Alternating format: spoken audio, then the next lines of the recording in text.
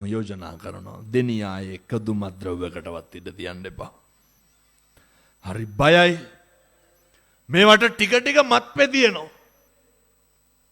මේ කුඩුවයිස් තියනවද නැහැ? දෙනියාය හොඳයි. මොකවත් නැහැ නේ, ගංජත් නැහැ, කුඩුත් නැහැ, අයිසුත් නැහැ. කවුරු හරි අපේ තරුණයෙකුට දෙන්නෙකුට හිත පහළ වෙන්න පුළුවන්. අරගෙන එන්න. පුතේ වද්ද ගන්න එපා. ගේන්න එපා. ගේනව නම් නවත්තලා දාන්න. මේ ලස්සන ගම්මාන මේ ඓතිහාසික මොරවක් කෝරළේ. විස බීජ ඇවිල්ලා බෑ. හේතුව අනාගතයේ තරුණ දරුවන්ට මේ දෙනියායේ ලොකු වැඩක් තියෙනවා. මේ දකුණු පැත්තෙන් ඉදි වෙනවා ශ්‍රී ගෞතම සම්බුද්ධ රාජ මන්දිරය. කවුරු වෙනුවෙන්ද? බුදුහාමුදුරුව වෙනුවෙන් බුද්ධ වත කරන්න, බුද්ධ උපස්ථානය කරන්න. මගේ හදවතින්ම මම ආශිර්වාද කරනවා. ලබන වෙසක් පොහොය එනකොට මේ සම්බුද්ධ රාජ මන්දිරයට, මේ මාලිගාවට අපේ බුදුහාමුදුරුවන්ට උපස්ථාන කරන්න මේ දෙනියායේ දායකයෝ භාග්‍යවන්ත වේවා සාදු කියලා පතන්න. හාමුදුරුවන්ගෙන් අහනකොට කියනවා කෝටි 5 ලක්ෂ 500ක් කෝටි 5ක් විතර යනවලු. සල්ලි නම් මහා ප්‍රශ්නයක් නෙමෙයි පින්නතුනේ. හිතත් නම් පත කුඩාද. මේකට ලොකු උනන්දුවක් තියෙන්න ඕන අපේ තරුණ දරුවෝන්ගේ. ශ්‍රමය දන් දෙන්න. තරුණයෝ කොහොමද 100ක් විතර එක්කවුනොත් එහෙම මාසෙට දවස් 30යිනේ. ඒ දවසට 3 දෙනා ගානේ ආවත් 90යිනේ. මේ දෙනියායේ තරුණයෝ 100ද ඉන්නේ. ඒ නිසා මේක ආශිර්වාදයක්, ආභරණයක්. පින්නතුණේගේ විශාලත්වය කවුරු වෙනුවෙන්ද? හාමුදුරුවන්ට ඉන්නද? බුදුහාමුදුරුවන්ට වැඩ ඉන්න. පින්නතුණේ බෝධින්වහන්සේ වැඩ ඉන්නවා.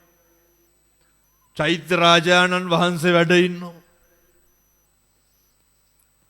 ඔය තරුණ දරුවන්ගෙන් පොඩි ප්‍රශ්නයක් අහන්නද? ඉතින් මාසයකට සැරයක්වත් කොල්ලෝ 4-5 දෙනා ගානවත් පන්සලට එන්න. ඇවිල්ලා මේ බෝමලු අමදින්න තනකොළ ටික සුද්ධ කරන්න කවුරු වෙනුවෙන්ද? බුදුහාමුදුරුවෝ වෙන්නේ. මග කුමාරයා චක්‍රවර්ති රාජ සම්පත්තිය ලබා ගත්තේ ශ්‍රමය දන් දීලා, ශ්‍රමය දන් දෙන්න. මන්නම් කියන්නේ මේ ධාතු මන්දිරේ නම් ඉක්මනට හැදෙන්න ඕනේ. නිකන් තවත් පරක්කු වැඩි වාගේ කියලා හිතෙන්නේ නැද්ද?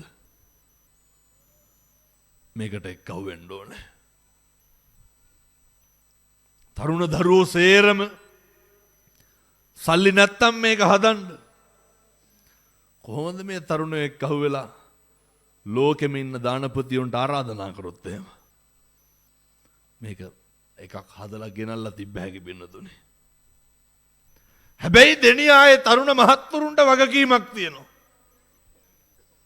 අපි ශාසන මාමකයි කියලා පෙන්වන්න ඕනේ. මේක එක අතකට අභියෝගයක්. ඒ කොහෙවත් තරුණයෙක් එක්කව වෙලා ධාතු මන්දිරයක් හදන්න. මන්නම් කියන්නේ මම මේ අපේ අම්මලාට තාත්තලාට දොස් කියනවා අයින් කරනවා එහෙම නෙමෙයි. අර තරුණයෝ පටන් ගත්තොත් එහෙම, තරුණයෝ අත ගැහුවොත් එහෙම මොකද වෙන්නේ? ඒ හිතවල කුණු නැන්නේ. ඒ හිතවල කැතකම නැහැ.